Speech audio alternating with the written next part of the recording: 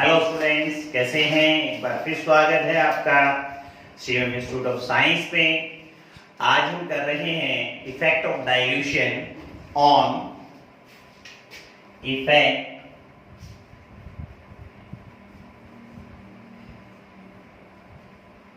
Of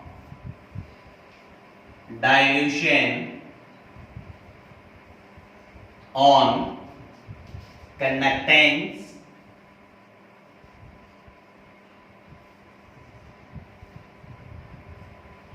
conductivity, molar conductivity and equivalent conductivity। ठीक है, आज का ये हमारा टॉपिक रहेगा। देखते हैं कंडक्टेंस। देखा था आपने कंडक्टेंस किसके कारण होती है? कंडक्टेंस होती है मूवमेंट ऑफ आयंस के कारण। जितने आयंस बढ़ते हैं उतनी कंडक्टेंस बढ़ती है। कंडक्टिविटी क्या कहा था आपको याद है? कंडक्टिविटी हमने कहा था कंडक्टेंस पर यूनिट वॉल्यूम कहा था। मोलर कंडक्टिविटी और इक्विवेलेंट कंडक्टिविटी का फॉर्मूला क्या था? कंडक्टिविटी इनटू वॉल्यूम था। तो देखते हैं डाइल्यूट करने से क्या फर्क पड़ता है। जैसे हमने +1 में भी आपको बताया था और फिजिक्स के फर्स्ट चैप्टर में इलेक्ट्रोस्टैटिक में आप देखते हो कि वाटर के पास एक खास पावर है जिसका नाम है डाइलेक्ट्रिक कांस्टेंट। पता है कितनी होती है डाइलेक्ट्रिक कांस्टेंट की वैल्यू? 81, यानी 81 टाइम्स फोर्स को क्या कर देता है? वीक कर देता है। और वीक करने का मतलब क्या हो गया? आयंस ज्यादा बनेंगे। आयंस ज्यादा बनने का मतलब मूवमेंट ज्यादा, और मूवमेंट ज्यादा होने का मतलब कंडक्टेंस ज्यादा। यानी कंडक्टेंस जो है, कंडक्टेंस इंक्रीजेस विद डाइल्यूशन। जब हम सॉल्यूशन को डाइल्यूट करते हैं बच्चों, तो कंडक्टेंस क्या होती है? इंक्रीज होती है। क्यों इंक्रीज होती है? क्योंकि नंबर ऑफ आयंस बढ़ते हैं एज वेल एज जो आपके पास फ्री मूवमेंट है वो भी क्या होती है? इंक्रीज होती है। कारण क्या लिखें? Because number of ions as well as movement of free ions increases। जो आयंस की फ्री मूवमेंट है वो इंक्रीज होती है। अब बात करते हैं किसकी? कंडक्टिविटी की। कंडक्टिविटी की याद है ना क्या डेफिनेशन लिखी थी? हमने लिखी थी कंडक्टेंस पर यूनिट वॉल्यूम। साफ नजर आ रहा है बेटा? कंडक्टिविटी क्या है? कंडक्टेंस है। तो देखें आप, साफ नजर आ रहा है डाइल्यूट करने से कंडक्टेंस बढ़ती है। कंडक्टेंस बढ़ती है तो कंडक्टिविटी भी क्या होनी चाहिए? बढ़नी चाहिए। लेकिन डाइल्यूट करने से वॉल्यूम क्या होता है? बढ़ता है। वॉल्यूम बढ़ता है तो कंडक्टिविटी क्या होनी चाहिए? डिक्रीज। डाइल्यूट करते हैं तो वॉल्यूम में चेंज ज्यादा आता है। इसका मतलब ये हुआ कंडक्टिविटी जो है वो क्या हुई? डिक्रीज हुई। कहता है conductivity decreases, conductivity decreases with dilution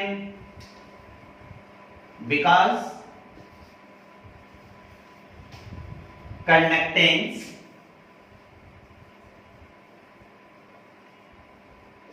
per unit volume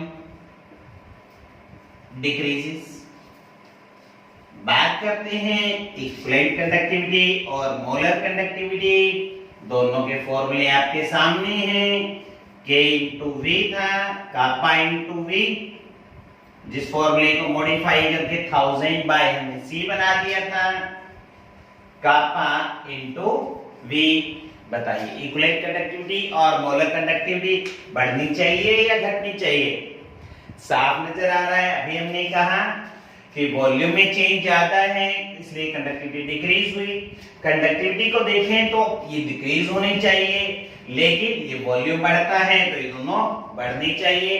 dilution से क्या होता है, कंडक्टिविटी डिक्रीज हुई तो इनकी वैल्यू पे क्या फर्क पड़ना चाहिए। एक फैक्टर कहता है कंडक्टिविटी कहती है घटनी चाहिए, वॉल्यूम कहता है ये बढ़नी चाहिए। डाइल्यूट करने से वॉल्यूम का इफेक्ट ज्यादा आता है, इसलिए इन दोनों की वैल्यू क्या होती है, इंक्रीज होती है। क्यों इंक्रीज हुई कि वॉल्यूम में इंक्रीज ज्यादा है as compared to decrease in value of the conductivity. बहुत काफी इंपॉर्टेंट क्वेश्चन है बच्चों ये। Both lambda m and lambda e cube both increase due to because क्या लिखें, कारण क्या बताएं, because large increase in value of volume as compared to small decrease in value of conductivity।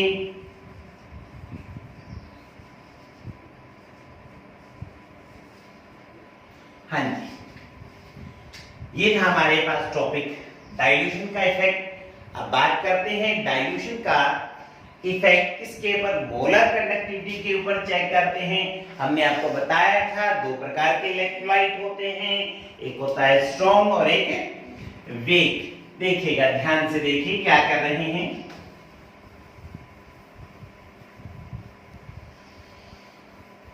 हमने क्या किया शिवम, ये 100 ml मैंने ले लिया है पानी। इस 100 ml पानी में शिवम मैक्सिमम 36 ग्राम NaCl डिसॉल्व होता, मैक्सिमम सॉल्युबिलिटी है NaCl की इसके अंदर, मैक्सिमम। इससे ज्यादा NaCl इसके अंदर डिसॉल्व नहीं होता। नमक सॉल्टी होता है। अब मैक्सिमम पानी इसके अंदर मैक्सिमम अमाउंट NaCl की इसके अंदर डिसॉल्व की गई है, तो इसका मतलब पानी का जो टेस्ट है बच्चों कैसा होगा, बिल्कुल ही साल्टी होगा, है ना। अब हम इस सॉल्यूशन को क्या करते हैं, डाइल्यूट करते हैं। क्या शिवम आप इस पानी को पी सकते हैं, बहुत ज्यादा सॉल्टी वाटर है, आप इस पानी को नहीं पी सकते। फिर क्या करते हैं, इसके अंदर शिवम अब हम क्या करते हैं, 100 ml वाटर और डाल देते हैं। बताइए जो पानी की जो टेस्ट है उसमें को फर्क पड़ेगा, साल्टीनेस घटेगी या बढ़ेगी, बताइए शिव, घटेगी या बढ़ेगी, घटेगी।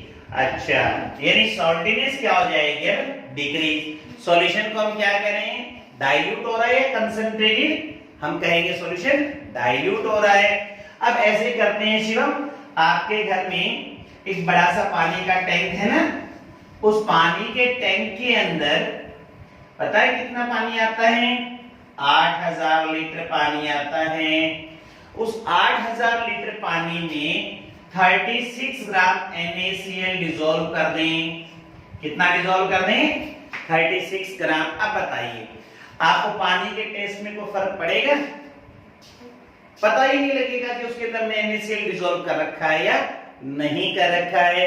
इस समय सॉल्यूशन जो हमारा है इतना डाइल्यूट हो गया है कि सॉल्यूट की जो कंसंट्रेशन है वो नियरली इक्वल टू कितनी हो गई है, 0। हम कहेंगे इस सिचुएशन में कि सॉल्यूशन हो गया है इनफाइनाइटली डाइल्यूटेड। कैसा हो गया है सॉल्यूशन, इनफाइनाइटली डाइल्यूटेड। अब सॉल्यूशन बिल्कुल ही डाइल्यूट हो गया है। सॉल्यूशन कैसा हो गया, इनफाइनाइटली डाइल्यूट। सॉल्यूट की concentration becomes nearly equal to 0। इस समय अगर मैं इस सॉल्यूशन की मोलर कंडक्टिविटी निकालता हूं तो उसका सिंबल क्या रहेगा, मोलर कंडक्टिविटी का सिंबल क्या था, लैम्डा m था ना। अब इनफाइनाइट डाइल्यूशन कर दें तो आप इसके ऊपर ऐसे जीरो लगा दें, ये जीरो क्या हो रही है, इसकी कंसंट्रेशन। चाहे आप इसके लिए सिंबल ये वाला यूज कर लें, चाहे इसके ऊपर क्या लगा दें, इंफिनिटी लगा दें। क्या कहेंगे अब हम इसको, लैम्डा m का नाम क्या था, मोलर कंडक्टिविटी। ऊपर जीरो लगाने से हम कहेंगे कि उसमें कंसंट्रेशन कितनी हो गई है, जीरो। किसकी कंसंट्रेशन, सॉल्यूट की। या हम यूं भी कह सकते हैं, क्या कह सकते हैं कि सॉल्यूशन हमारा कैसा हो गया है, इनफाइनाइटली डाइल्यूटेड हो गया है। तो इस सिंबल को हम कहेंगे molar conductivity and infinite dilution. क्या कहेंगे, molar conductivity eight infinite dilution.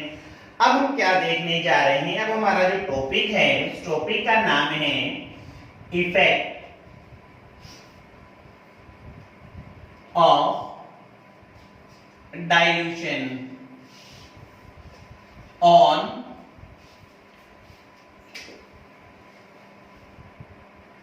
Molar conductivity, effect of dilution on molar conductivity of strong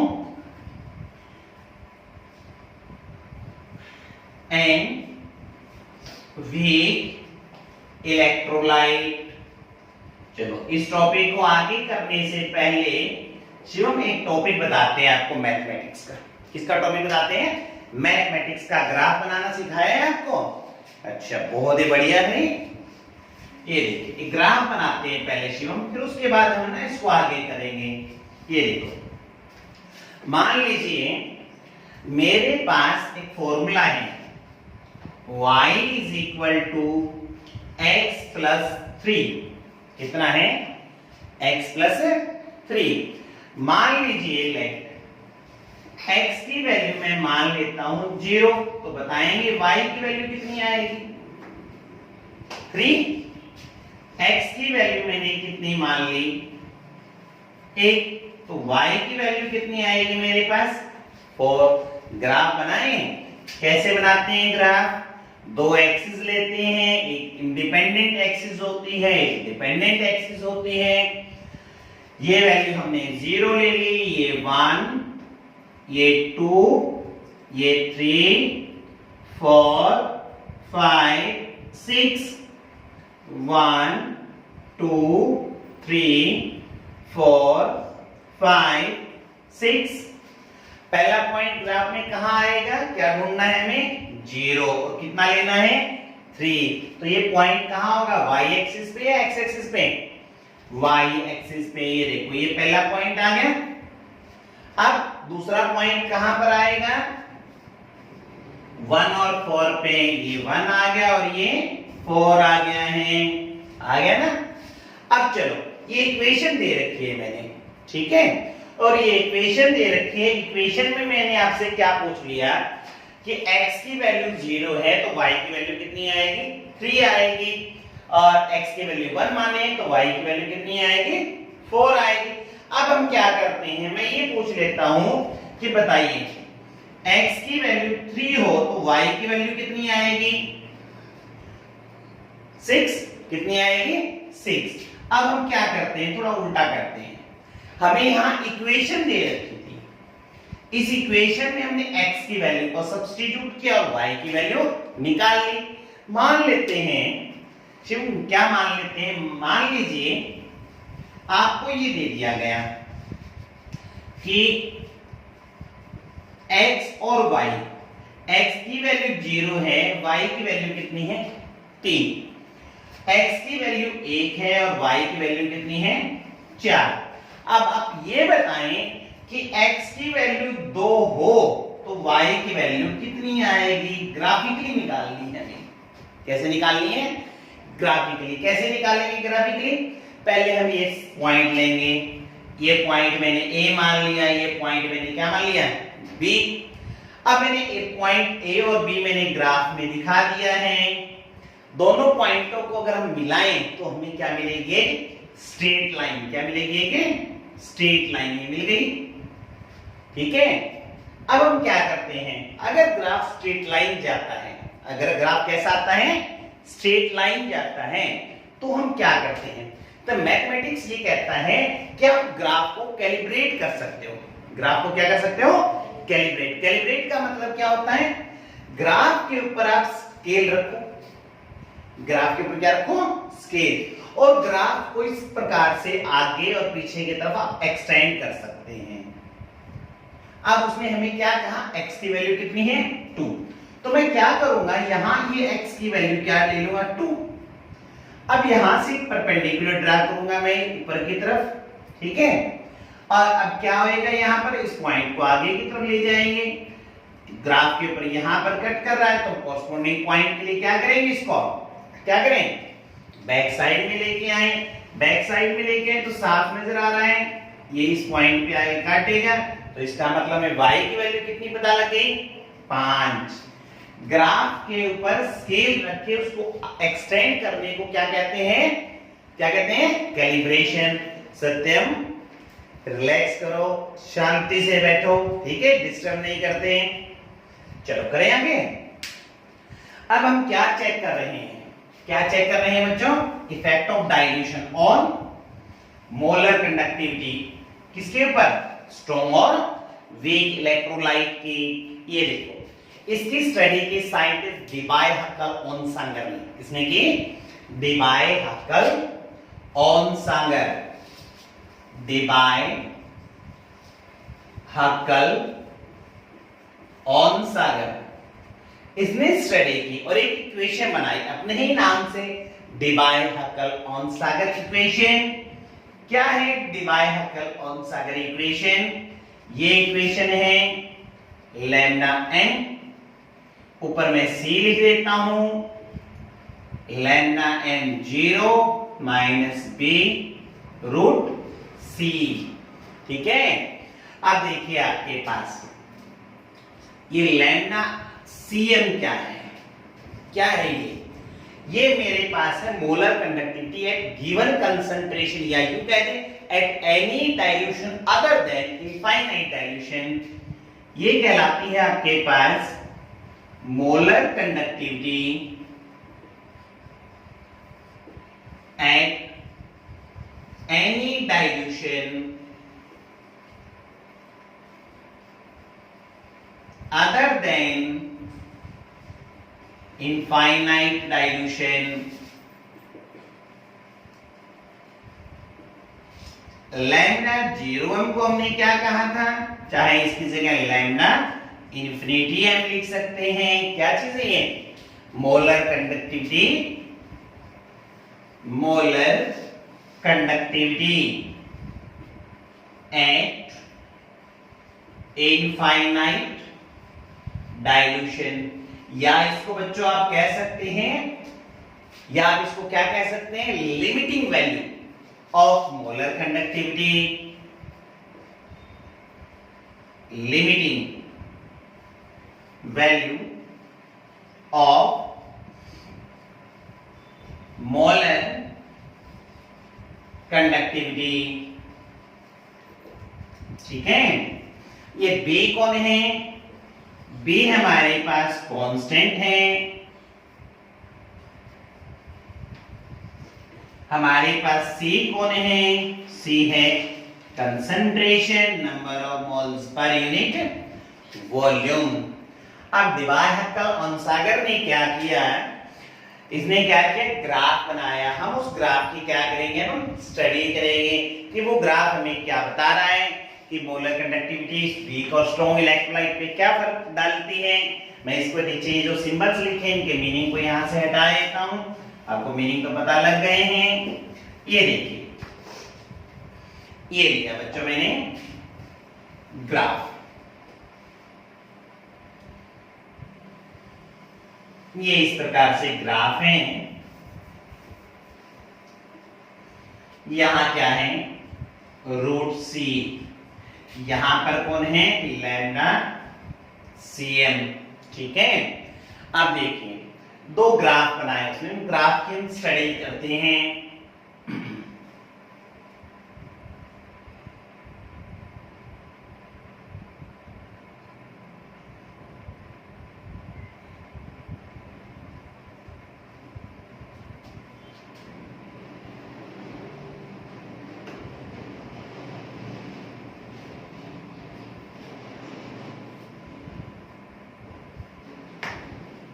ये देखिए इस ग्राफ की हम स्टडी करेंगे। अब स्टडी कैसे करेंगे, स्टडी देखते हैं कैसे करते हैं।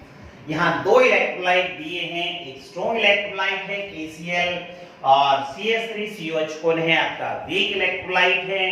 अब ग्राफ की स्टडी करेंगे, ये तो एक्सपेरिमेंटली डीवाई हक्कल ऑनसागर ने अपनी इक्वेशन का यूज करके बना दिया है।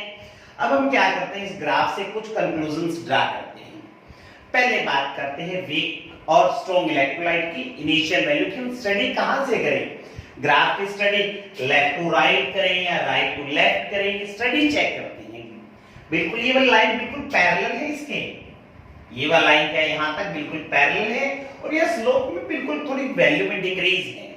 अब देखिए आपके पास concentration, number of moles per unit बोला था मैंने, बताएं आप शिवम। जब डाइल्यूट करते हैं वॉल्यूम बढ़ता है घटता है, वॉल्यूम बढ़ता है, वॉल्यूम बढ़ेंगे तो कंसंट्रेशन की वैल्यू घटेगी। यानी जब हम सॉल्यूशन को डाइल्यूट कर रहे हैं तो वॉल्यूम क्या हो रहा है, बढ़ रहा है, कंसंट्रेशन घट रही है। यानी इसका मतलब क्या हुआ, डाइल्यूट करने से कंसंट्रेशन घटती है। तो कंसंट्रेशन की वैल्यू घट रही है तो हम ग्राफ की स्टडी इस पॉइंट से इधर की तरफ चलेंगे, इधर से इधर नहीं आएंगे। विद डाइल्यूशन कंसंट्रेशन डिक्रीज हो रही है, इसलिए ग्राफ को यहां से इस तरफ स्टडी करेंगे। अब देखो दोनों पॉइंटों को कंपेयर करो, यहां कंसंट्रेशन सेम है, सेम कंसंट्रेशन के पर लैम्डा m की वैल्यू किसके लिए ज्यादा है, KCl के लिए ज्यादा है। क्या इंडिकेट करता है ये कारण, क्या कारण है कि इसकी वैल्यू ज्यादा है इसकी वैल्यू कम है। हमने कल डेफिनेशन देखी थी कि strong electrolyte dissociate almost completely into ions. It means ये ions में completely dissociate हो गया है, ions ज्यादा बने हैं, ions ज्यादा बनेंगे तो कंडक्टेंस ज्यादा होगी और आपकी मोलर कंडक्टिविटी क्या होगी, ज्यादा होगी। सत्यम आप बैठो। तो इसकी कंडक्टेंस ज्यादा होने का कारण क्या है, क्योंकि नंबर ऑफ आयंस कैसे हैं इसमें ज्यादा हैं, इसके आयंस कम हैं इसलिए इसकी कंडक्टेंस क्या है, कम है। अब बात करते हैं डाइल्यूशन से, डाइल्यूट करते जा रहे हैं, कंसंट्रेशन घट रही है, कंसंट्रेशन घट रही है। तो दोनों ग्राफ को ध्यान से देखो, लगातार जो है स्ट्रॉन्ग इलेक्ट्रोलाइट कंसंट्रेशन का ग्राफ देखे बिल्कुल कैसे आता जा रहा है, स्ट्रेट लाइन आता जा रहा है। लेकिन वीक इलेक्ट्रोलाइट की कंसंट्रेशन में कोई ज्यादा चेंज नहीं आया है, बड़ी तो है लेकिन बहुत ही कम हुई है। अब कारण बताएं, क्योंकि हमने कहा था कि वीक इलेक्ट्रोलाइट कंप्लीटली डिसोसिएट नहीं होता, केवल पानी और सभी आयंस के मॉलिक्यूल के बीच के फोर्स ऑफ अट्रैक्शन को क्या कर रहा है, डिक्रीज कर रहा है, जिसके कारण जो डिसोसिएटेड आयंस थे, डिसोसिएटेड आयंस उनकी थोड़ी मूवमेंट इंक्रीज हुई है, इसलिए इनमें चेंजेस कम आए हैं। लेकिन वीक इलेक्ट्रोलाइट ऑलरेडी डिसोसिएटेड थे तो जैसे ही डाइल्यूट किया तो उनको मूव करने के लिए बहुत ज्यादा वॉल्यूम मिल गया, इसलिए कंडक्टिविटी क्या हुई, इंक्रीज। अब देखिए ध्यान से, ये ग्राफ स्ट्रेट लाइन जा रहा है, तो अभी बताया था मैथ का हम यूज कर सकते हैं, मैथमेटिक्स का, कि ग्राफ अगर स्ट्रेट लाइन होता है तो हम उसको क्या कर सकते हैं, कैलिब्रेट कर सकते हैं। अगर हम इसको पीछे की तरफ बढ़ाएं, कैलिब्रेट करें, ये देखिएगा इस पॉइंट पे आके काट रहा है, इस पॉइंट पे कंसंट्रेशन की वैल्यू कितनी हो गई, 0। और 0 होने का मतलब ये हो गया कि हम लैम्डा 0m की वैल्यू फाइंड आउट कर सकते हैं KCl जैसे स्ट्रॉन्ग इलेक्ट्रोलाइट की। लेकिन ध्यान से देखिए, वीक इलेक्ट्रोलाइट, कभी आपने बैलून देखा है, बैलून में देखा है, बैलून में आप पानी डालते जाओ, क्या होगा, उसकी स्किन को ऑब्जर्व करना, उसकी स्किन जैसे जैसे आप पानी डालते जाओगे उसकी स्किन पहले क्या होती जाएगी, बिल्कुल ट्रांसपेरेंट होती जाएगी और अल्टीमेटली क्या होगा, पूरा का पूरा बलून फट जाएगा। वो क्या इंडिकेट कर रहा है कि जैसे जैसे आप उसके अंदर पानी डालते गए, बलून्स के जो पार्टिकल्स थे उनके बीच के फोर्स ऑफ अट्रैक्शन को क्या कर दिया, वीक कर दिया। और सडनली एक सिचुएशन ऐसी आ गई कि सारे के सारे पार्टिकल्स अपने आप के क्या हो गए, डिसोसिएट हो गए। वही सिचुएशन यहां है, वीक इलेक्ट्रोलाइट है, वीक इलेक्ट्रोलाइट में पानी डालते जा रहे हैं। ये देखिए, मान लीजिए मेरे पास एक इलेक्ट्रोलाइट AB है, अगर इनके बीच के फोर्स ऑफ अट्रैक्शन 1 न्यूटन हो जाए, क्या हो जाए, 1 न्यूटन हो जाए, तो ये मानते हैं कि इनके बीच में फोर्स ऑफ अट्रैक्शन ना के बराबर हो गया, ये आयंस फ्री हो गए हैं। मान लीजिए इनिशियली मेरे पास कितने मोल थे, कितने मोल्स हैं, 100 मोल्स। कितने मोल मान लिए मैंने, 100 मोल्स। और इनके बीच में फोर्स ऑफ अट्रैक्शन मान लेते हैं कि मेरे पास इतने न्यूटन का फोर्स ऑफ अट्रैक्शन है, ठीक है। अब मैंने क्या किया, मान लेते हैं जैसे ही मैंने इसमें वाटर ऐड किया, वाटर के पास एक खास पावर है, फिजिक्स में बताई गई है आपको, डाइलेक्ट्रिक कांस्टेंट 81 है। वो 81 इस फोर्स को क्या करेगा, वीक करेगा। जैसे ही मैंने पानी डाला, पानी ने इसके फोर्स को 81 टाइम वीक कर दिया। कितनी वैल्यू आ गई, 1 2 3 4 5, 1 2 3 4 5, इतने न्यूटन का फोर्स बचा। क्या ये आयंस फ्री में, मैंने क्या कहा, आयंस फ्री कब होंगे, जब इनके बीच में फोर्स कितने न्यूटन का हो जाए, 1 न्यूटन का हो जाए। क्या ये आयंस फ्री हुए, आयंस फ्री नहीं हुए, लेकिन उनके बीच का फोर्स कैसा हो गया, वीक हुआ। क्या वो एक मॉलिक्यूल के बीच का हुआ है, क्या हमने पानी एक मोल के अंदर डाला है, तो 100 मोल के अंदर डाला है। तो ये 81 टाइम जो फोर्स वीक हो रहा है, ये 100 के 100 मोल्स का हो रहा है। अब हमने क्या किया, फिर पानी डाल दिया। फिर पानी डालने का मतलब 81 टाइम्स फोर्स क्या हो गया, फिर वीक हो गया। जैसे जैसे हम पानी डालते जा रहे हैं, एक सिचुएशन तो ऐसी आएगी कि इन पार्टिकल्स के बीच का कितने मोल हो जाएगा, 1 न्यूटन या इससे भी कम हो जाएगा। उस समय ये सारे के सारे 100 मोल्स क्या हो जाएंगे, एक साथ डिसोसिएट होंगे। और एक साथ डिसोसिएट होंगे तो मोलर कंडक्टिविटी की वैल्यू सडनली क्या कर जाएगी, राइज कर जाएगी। साफ नजर आ रहा है, ये दोनों लाइन एक दूसरे की क्या है, पैरेलल है। और पैरेलल लाइन को अगर हम एक्सटेंड करें तो वो कहीं पर नहीं काटती, एक दूसरे को कहीं इंटरसेक्ट नहीं करती। कहीं इंटरसेक्ट नहीं करने का मतलब क्या है, इसका मतलब ये है कि हम वीक इलेक्ट्रोलाइट की लैम्डा 0m की वैल्यू फाइंड आउट नहीं कर सकते। डिबाय-हक्कल-ओनसागर इक्वेशन और उसके ग्राफ से हमने क्या कंक्लूजन निकाला, यहां से हमने वीक और स्ट्रॉन्ग इलेक्ट्रोलाइट के बीच का एक डिफरेंस बना लिया है। पहला पॉइंट डिफरेंस क्या हो गया, दोनों की एक डेफिनेशन बन गई कि स्ट्रॉन्ग इलेक्ट्रोलाइट ज्यादा डिसोसिएट होता है, वीक कम डिसोसिएट होता है। दूसरा, सेम कंसंट्रेशन के पर इसकी कंडक्टिविटी ज्यादा होती है, इसकी कंडक्टिविटी कम होती है। तीसरा पॉइंट क्या, कि हम लैम्डा 0m फाइंड आउट कर सकते हैं स्ट्रॉन्ग इलेक्ट्रोलाइट के लिए, लेकिन किसके लिए फाइंड आउट नहीं कर सकते, वीक इलेक्ट्रोलाइट के लिए फाइंड आउट नहीं कर सकते। टॉपिक का नाम क्या था, इफेक्ट ऑफ डाइल्यूशन था हमारे पास, effect of dilution on lambda m of weak and strong electrolyte. हमने कंपेयर किया और कंक्लूजन निकाले, इसके बीच में एक डिफरेंस बना लेते हैं, strong electrolyte and weak electrolyte. देखिए डिफरेंस बनाते हैं,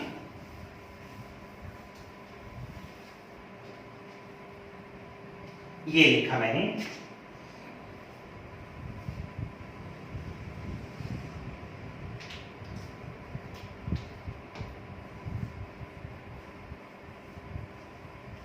strong electrolyte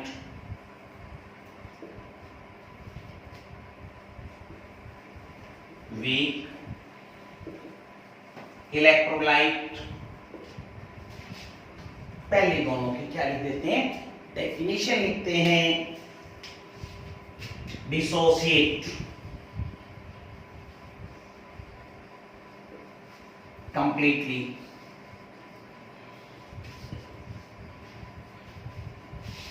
into ions, do not dissociate completely.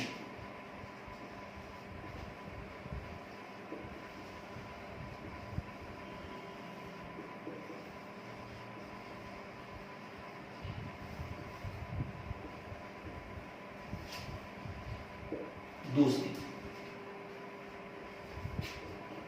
Higher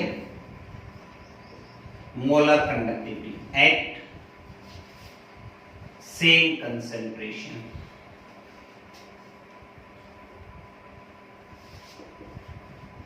lower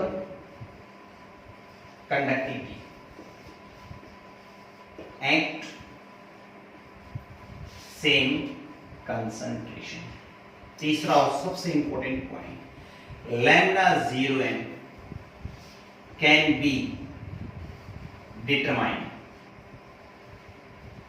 experimentally.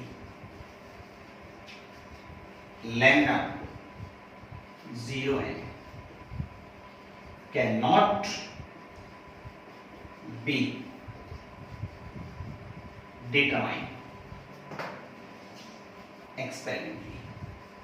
आप लैम्डा 0m की वैल्यू फाइंड आउट नहीं कर सकते, वीक के लिए, स्ट्रॉन्ग के लिए क्या कर सकते हैं, फाइंड आउट कर सकते हैं। एग्जांपल ले लेते हैं, ये इसका एग्जांपल अभी हमने लिखा KCl, इसका एग्जांपल ले लेते हैं acidic acid. A weak electrolyte की मोलर कंडक्टेंस इनफाइनाइट डाइल्यूशन पे कैसे निकली जाए, काफी रिसर्च किया गया। उसके बाद एक साइंटिस्ट आया कोलरोश, कौन सा साइंटिस्ट आया, कोलरोश, उसने अपने ही नाम से लॉ बनाया, हेसेस लॉ का यूज करके। +1 में पढ़ा था ना हमने हेसेस लॉ कि रिएक्शन को चाहे आप एक स्टेप में करवाएं, चाहे आप नंबर ऑफ स्टेप में करवाएं, टोटल अमाउंट ऑफ हीट इवोल्व्ड और एब्जॉर्ब्ड क्या रहती है, सेम। उसी कंसेप्ट का यूज करके कोलरोश ने स्ट्रॉन्ग इलेक्ट्रोलाइट का यूज करके वीक इलेक्ट्रोलाइट की वैल्यू फाइंड आउट की इनडायरेक्ट मेथड से। डायरेक्ट हमारे पास कोई मेथड नहीं है, इनडायरेक्ट मेथड से कोलरोश ने इसकी मोलर कंडक्टिविटी को फाइंड किया। ये हमारा कल का टॉपिक रहेगा। देखेंगे कल कोलरोश ने क्या कहा और किस प्रकार से वीक इलेक्ट्रोलाइट की मोलर कंडक्टेंस फाइंड आउट की। तब तक के लिए बाय।